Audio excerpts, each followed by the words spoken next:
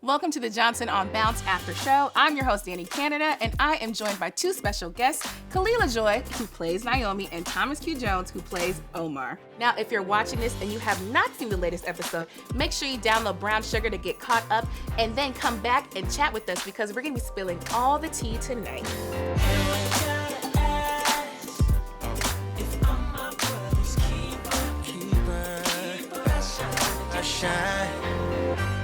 How you guys doing tonight? Looking beautiful. You too, Dani. Thank you. Thank you. So, we have these beautiful black people on camera.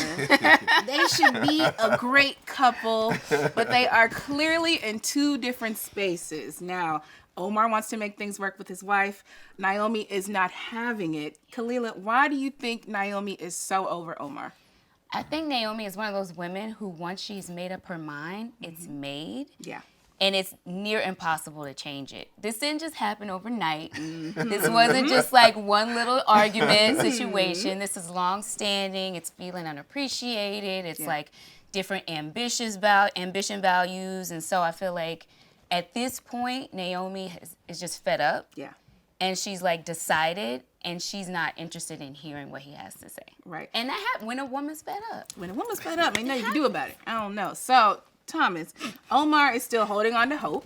Why do you think he is still hopeful despite getting the cold shoulder from Naomi? Omar loves his wife. He loves his son. He loves his family. He's a family man. Mm-hmm. You know, he honestly, if you see his character over the course of the season, his whole motivation is his family for everything, even his job. And he even lost his job, you know, taking up for his wife, protecting a black woman. Mm-hmm. So I think, you know, Omar has made up in his mind that he's not going to let his family go. He's put too much work in. He feels like she's the woman of his dreams.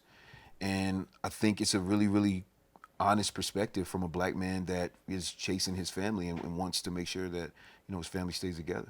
Now, you talked about him protecting a black woman. So, Khalilah, why do you think she didn't feel protected by her husband in that moment? So the filing here says you lost your job when you were arrested, Mr. Johnson. My first instinct is to protect, Your Honor. Now, a man was cursing at my wife, and the first thing I thought was to knock him out.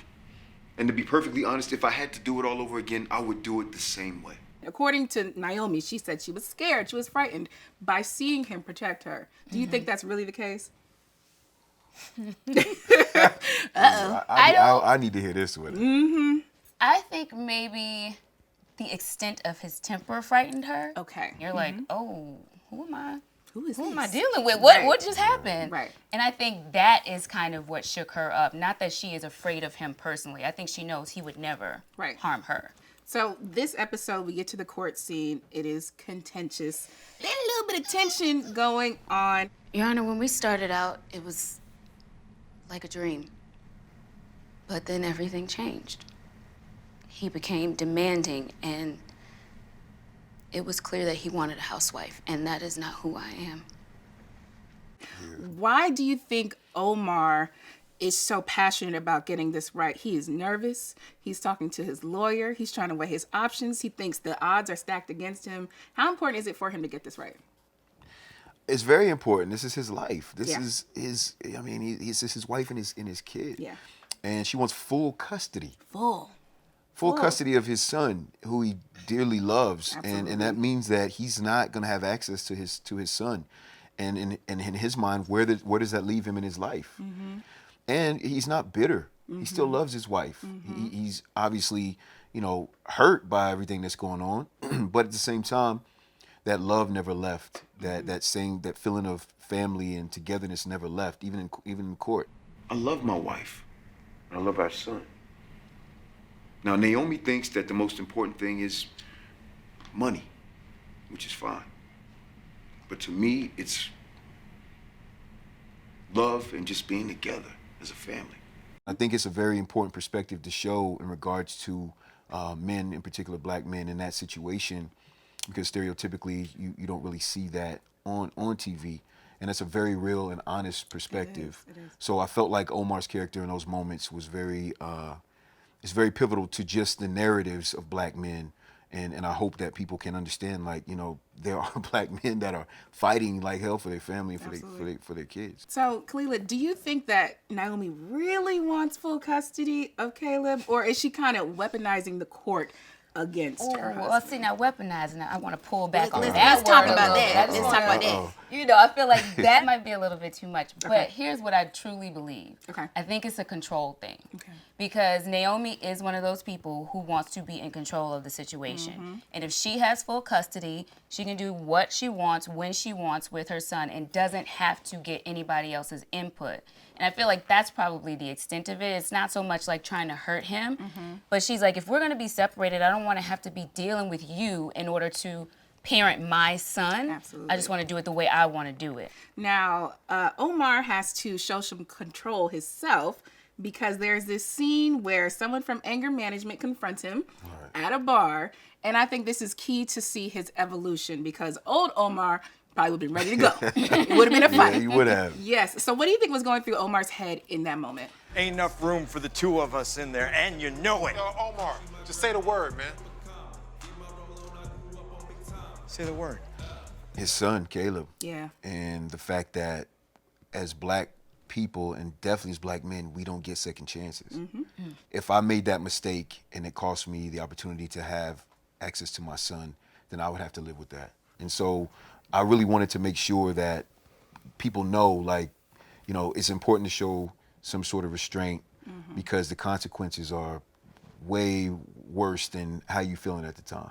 So after court goes down, we realize that Omar, he got joint custody, gets what he wants. Right. So how excited is he to finally be able to put an end to all this drama with Naomi? He's super happy. Yeah. It's a long process.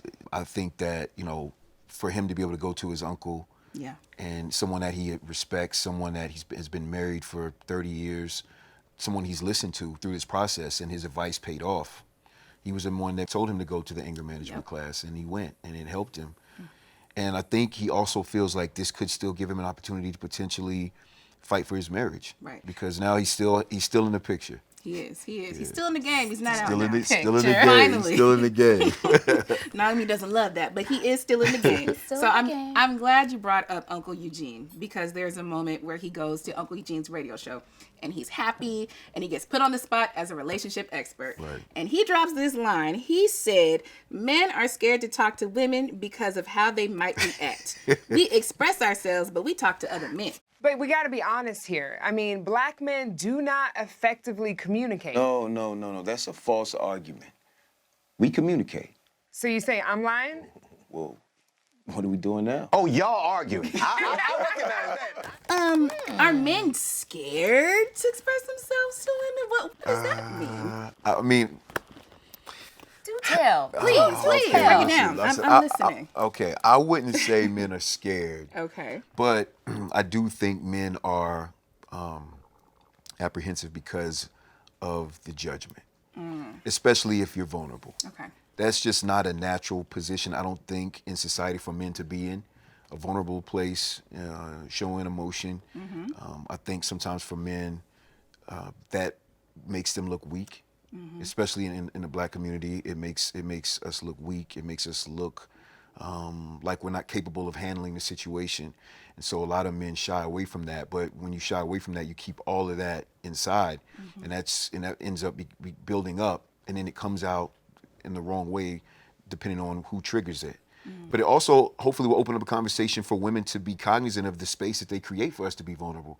Because sometimes if you have a significant other that doesn't make a safe space for you to have these conversations, to be emotional, to show vulnerability, then it's going to hurt your relationship in the long run because you're not going to feel like that person is fully there for you and fully understands you, and that's going to motivate you to get whatever you need from somewhere else. Khalilah, do you think that Naomi can do a better job making a safe space for Omar to express himself? I do.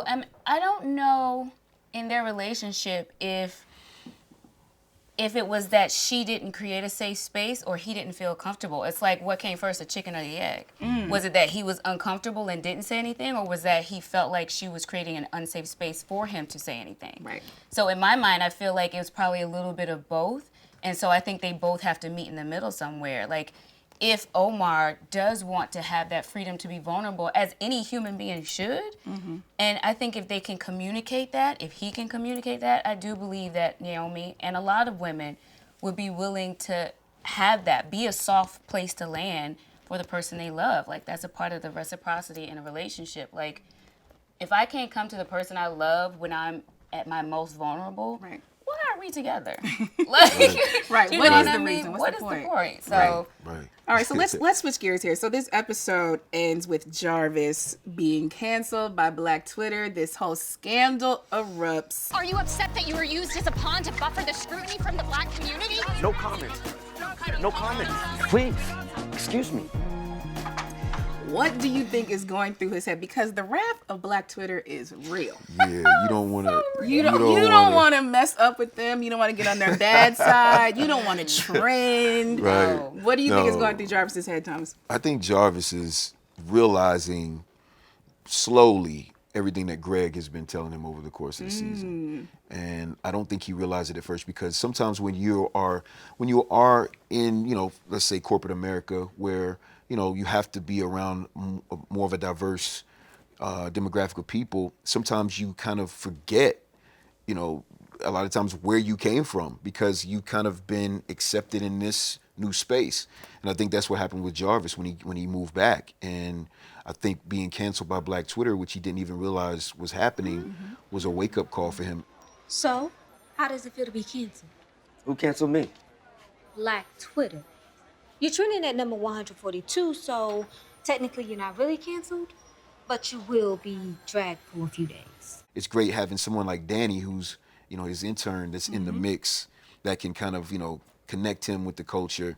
And then also, be an ally for him. Because, honestly, besides his wife and his corporate friends, he doesn't really have any outlet. And then when he's around us, it's kind of like just what friends do and conversations that we have besides Greg. Because if you notice, Keith and Omar, they don't bring these conversations up. They don't seem to have an issue with him.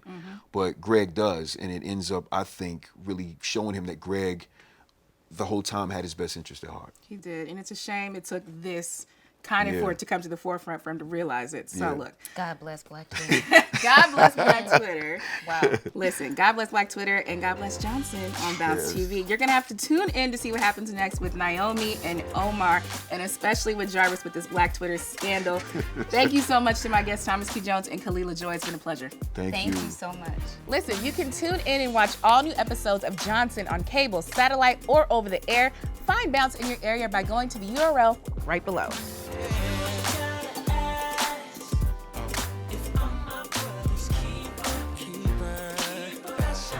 Shine.